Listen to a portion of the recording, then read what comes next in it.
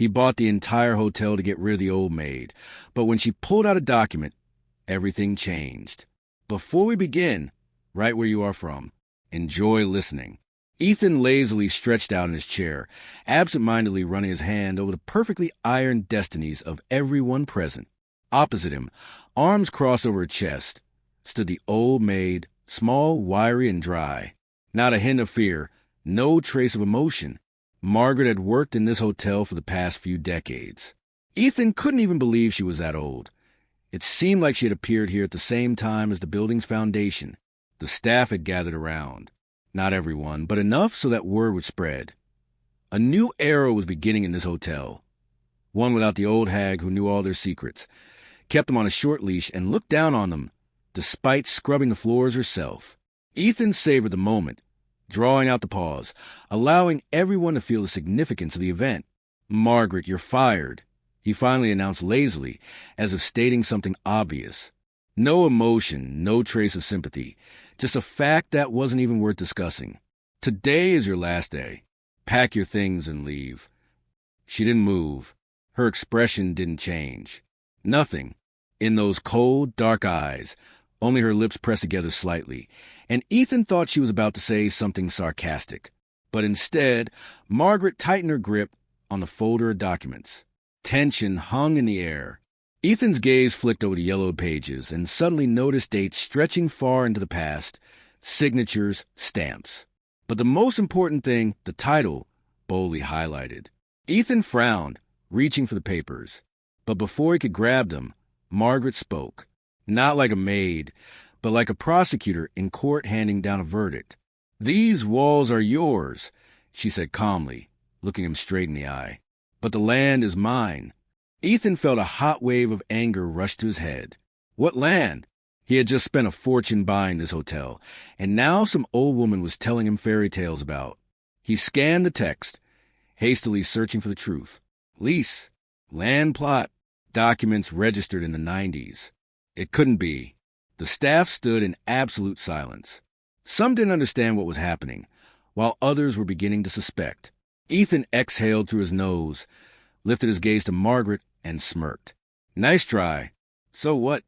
The smirk turned into a sneer. "You think this changes anything?" "Of course," Margaret replied calmly, not looking away. "I can raise the rent tenfold, for example." Ethan clenched his teeth. He wasn't looking at her anymore. His eyes were fixed on the document again, feverishly analyzing. It was a real contract. Old, but still valid. And that meant that starting next month, he would be paying her an amount that would destroy all his profits. The whole hotel would become pointless. He knew everyone was watching him. The same people who had just been ready to admire him were now waiting for his reaction. Some were even smiling subtly, for the first time in years, seeing this old witch outplay a man who, by status and wealth, was far above her. He slowly placed the documents on the table, smoothed them with his palm, as if considering what to say. 1,000 thoughts raced through his mind. Threaten, accuse, call lawyers, cancel contract. But something about this old woman made him freeze. "She's not bluffing," he said quietly, holding back his anger. Margaret tilted her head slightly. "You're a smart man, Ethan. You'll find a way." She turned and, without another word, walked out of the office. When the door closed, Ethan suddenly realized that, for the first time in a long time, he was in a situation he couldn't control, and he hated that feeling more than anything. Ethan sat in his office, staring at the documents spread out before him. Inside, he was seething. He read the text over and over again, hoping there was a mistake, that his eyes were deceiving him. But no, black and white. This old witch really owned the land on which his damn hotel stood. He clenched his jaw. Where had she even gotten this land? How was it possible that, throughout the entire history of the hotel, none of the previous owners had thought to get rid of her? He felt a rising mix of deep anger and panic inside him. This woman had just sat here for decades, unnoticed, useless, until another fool decided to buy these walls. And each time, she waited, didn't interfere, and now, she thought she could raise the rent tenfold? Who did she even think she was? Ethan jumped up from his chair, paced the office, and kicked a chair hard. There had to be a way to fix this. He had to figure out what game this old woman was playing. The documents before him were real, scanned copies of archive papers, sewn together and notarized. The land had been registered in Margaret's name since the 80s, and then, in the 90s, after the collapse of Chicago, she had gained full ownership. Ethan skimmed through the history of the hotel's previous owners. They all paid, all of them, for years, for decades. No one had been able to move her. Why? A sudden flashback hit him. Ethan remembered hearing his father talk to some man in a leather coat when he was a child. Back then, he hadn't paid any attention to it. But now, fragments of their conversation surfaced in his mind. This land is not ours, the old woman will not surrender. It's better not to get involved. He was too young to understand. But now everything has fallen into place. This woman is not just a maid. She is someone who has lived here longer than anyone else. Chicago built a hotel on her land, simply took it away, giving her some worthless document in return. Then Chicago collapsed, and suddenly the land was hers again. In those years, everything was decided by chaos, and somehow she managed to reclaim what was hers. And then she simply watched in silence as every new rich man came along acting like he owned the place, only to kneel before her when he realized that in this game he was nothing. Ethan clenched his fists. He was not going to be another fool who simply surrendered and annulled the contract. That's what needed to be done, erase her from the equation. He opened his laptop, quickly typed a message to the lawyers. Every comma had to be checked, every legal loophole, any mistake, and everything she held in her hands would go to hell but inside something. Scratched, but the very fact of this woman's existence. Why was she still here? Why hadn't anyone removed her before? She had always been like a shadow that never disappeared. Maybe it was time to fix that. Ethan nervously drummed his fingers on the table, waiting for the lawyer's documents, which printed contracts were scattered before him, like a battlefield where he had already lost several skirmishes, but still hoped to win the war. A few minutes later, the office door opened, and 3 men in strict suits entered. They were the best who could find a loophole in this damn contract. The conversation was short. He bought only the walls of land belonged to Margaret, and that fact was legally unshakable. The worst part was a clause in the contract stating that the rent was fixed and could only be changed with the consent of the owner. In other words, if Margaret wanted, she could raise the rent to the sky, and he could do nothing about it. Ethan was furious. They showed him the papers, explained the laws, but that did not make it any easier. He thought he'd come here as the owner, but turned out to be just a tenant who could be thrown out at any moment. The first attempts to pressure Margaret were useless.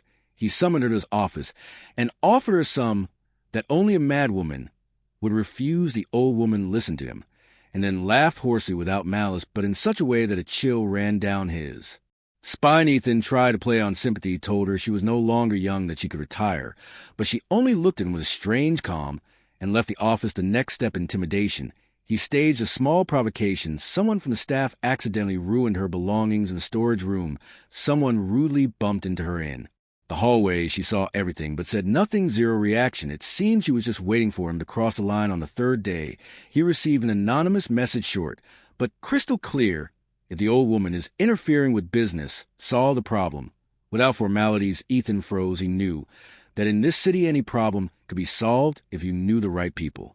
He had no doubt that those who offered him this had something specific in mind. The problem was different. He had the money, he had the connections, but for some reason, when he imagined Margaret disappearing, he did not feel satisfaction, rather a growing unpleasant sensation akin to fear. He closed his laptop, took his phone, but never dialed a number. He had to decide which path to take. Money didn't work, pressure didn't help. The only option left was to remove her once, and for all he ran his hand over his face, feeling an unpleasant cold creeping over his skin. Why wasn't this old witch afraid? Why did she hold herself so confidently, and why the hell did he feel like this story was just beginning? Ethan couldn't shake the feeling that something was off about this old woman. No normal person would remain so calm when facing someone with his resources. He decided to dig deeper. After a few calls and a couple of generous transfers to the right people, he began receiving the first stories. The deeper he dug into Margaret's past, the more he understood she was not just a maid. She never had been in the 90s when the whole city was drowning in chaos. She ran a chain of laundries back. Then it wasn't just a business, but an entire system and network where cash was laundered, dissolved. Vanished Margaret was not just an owner she knew who paid when and how much they said she could destroy anyone with a single phrase, and then everything went quiet, her business went under, or rather she simply shut it down and disappeared into the shadows. When the city got cleaner, Margaret suddenly ended up in this hotel. Some said it was an escape, some thought she was simply tired, but one fact remained: even in the worst times, no gang, no criminal dared to touch her. Ethan felt a tightness in his chest, an unpleasant sensation. He thought he had bought the hotel, but it seemed he had only bought the illusion of power. The real owner had been watching him all this time, just observing him like another rooster in the henhouse, thinking he was in charge. He could no longer look at her the same way as before. Now he saw not just a stubborn old woman, but someone who had outlived dozens like him and hated himself for it. The next day, Margaret came to him on her own, without being called, without an invitation. She simply walked into the office and sat down across from him, as if that seat belonged to her. Ethan expected a trap. She calmly took out some papers and slid them across the table. It was a new contract. She was offering a deal. The land would remain hers, but the rent would not increase. In return, he would have to take her as a partner, leaving her a certain percentage of the profits. He slowly ran his tongue over his teeth, feeling the anger boil inside him. This was humiliating. This entire circus, this whole game, all of his fury, and yet this was how it ended. He would remain the owner only on paper, while in reality, he would be paying the old witch's share. This wasn't just business. This was a blow to his pride. He looked at her, tried to read something in her face, but there was only indifference. She knew he had no way out. She knew he would agree. Ethan was on the edge. Everything that had happened in the past few days had disrupted his usual order. He was used to controlling situations, but this old woman somehow always stayed one step ahead. He couldn't just accept her terms. He couldn't resign himself to the idea of sharing his profits. His ego burned with rage, and he made a decision that he thought was foolproof. He called Margaret into his office. The documents with his offer were already on the table. He didn't beat around the bush. He stated outright that he was buying a land. The amount was enough that any reasonable person, especially at her age, would have agreed immediately. But he knew that money alone wouldn't be enough to sway her. So he added a threat, not a direct one, but an unmistakable one. He hinted that if she refused, she might run into problems, maybe with the tax authorities. Serious ones. Any normal person would have been scared, but not her. Margaret glanced at the papers and at him, and suddenly she laughed. Not loudly, not mockingly, just as if she genuinely found it amusing. As if he wasn't a dangerous man, but a child trying to scare an adult. That infuriated him. He stood up abruptly, grabbed the documents, and hurled them at the wall with all his strength. Papers flew across the office, but Margaret didn't even flinch. Then she made her move. She calmly stated that the new lease agreement was already prepared, and that now the price would increase tenfold. Tenfold, Kevin. He froze, trying to comprehend what that meant. His business couldn't handle such expenses. The hotel would simply stop being profitable. He would either start operating at a loss or be forced to shut it down. His only choices were to sell the hotel as quickly as possible while it was still worth something, or to accept her terms and admit his defeat. Ethan felt sweat running down his back. For the first time in a long time, he was in a situation where he saw no way out. He had lost. Not in a grand way, not with major consequences, but it was a loss. The most humiliating kind imaginable. He silently stared at Margaret, realizing that all of his power, connections, and money meant nothing against someone who played by their own rules. He couldn't break her. She had outlived men like him before, and she would outlive dozens more. Margaret calmly stood up, adjusted her apron, and walked out of the office, leaving him alone with his helplessness. He didn't know what to do next. Was this the end, or did he still have one last move? Ethan found himself standing in front of her room again, this time without anger, without a plan, without the desire to play games. He was exhausted, tired of fighting, of trying to break this old woman, of proving something to himself. He just wanted to understand what had happened here. Margaret opened the door and let him in without asking any questions. The room was modest but clean. In the corner stood an old wooden table. On the wall hung a black and white portrait of a man with a stern gaze. Ethan silently stared at it, while Margaret poured herself tea. He didn't know how to start, but to his surprise, she spoke first. She asked why he had bought this hotel in the first place. Was it for money? For power? To prove something to someone? Ethan didn't answer. The question was too simple, and at the same time, too complicated. Then she pulled an old box from the shelf and laid a stack of photographs on the table. In them was a young man, about 20 years old, dressed in work clothes, holding a roll of blueprints in his hands. His eyes gleamed with the same excitement Ethan had once seen in his own reflection when he was just starting his journey in business. Margaret said it was her son. He had dreamed of building this hotel, but never got the chance. An unfortunate accident.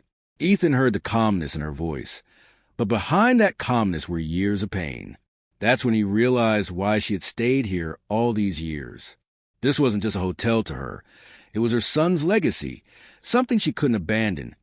Even as the building passed from hand to hand, even as people like Ethan came in, thinking they were the owners, she knew they came and went. They all seemed the same, greedy, overconfident, believing they could control everything, even people. And each time, she simply waited. Ethan felt something tighten inside him. For the first time in his life, he saw his own weakness. He had thought he was a winner, that money and power made him superior to others. But in front of him sat a woman who had endured everything. The collapse of Chicago, the death of her son, the shift of entire eras. She was never afraid because she knew that everything in this world was temporary, except for the true value of things.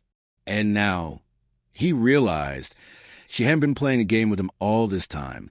She had been testing him, not just as a businessman, but as a person. He was sure that Margaret would offer him a deal, that she would say something like, "Now you know the truth. Let's negotiate." But she did something he never expected. She tore up the lease agreement.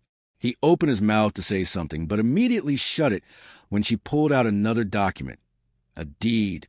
She was transferring the land to the city, for free, irrevocably. She left nothing for herself, nothing for him. Now, this hotel belonged to the people, not capital. Ethan didn't know what to say. For the first time in his life, he was facing something stronger than money, something that didn't fit within the logic of his world.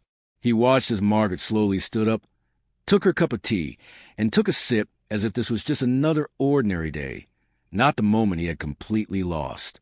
He realized he could no longer stay here. Leaving her room, he felt as if he wasn't just stepping out of a building, but out of some prolonged nightmare. But as he walked down the stairs, he suddenly stopped. A thought pounded in his head. Why did she do this? This wasn't just an act of charity. It was a move, a complex, calculated one. The hotel was now in the hands of the city, but it had become a symbol, and anyone who tried to take it back would now have to fight not one person, but an entire community. Ethan turned back.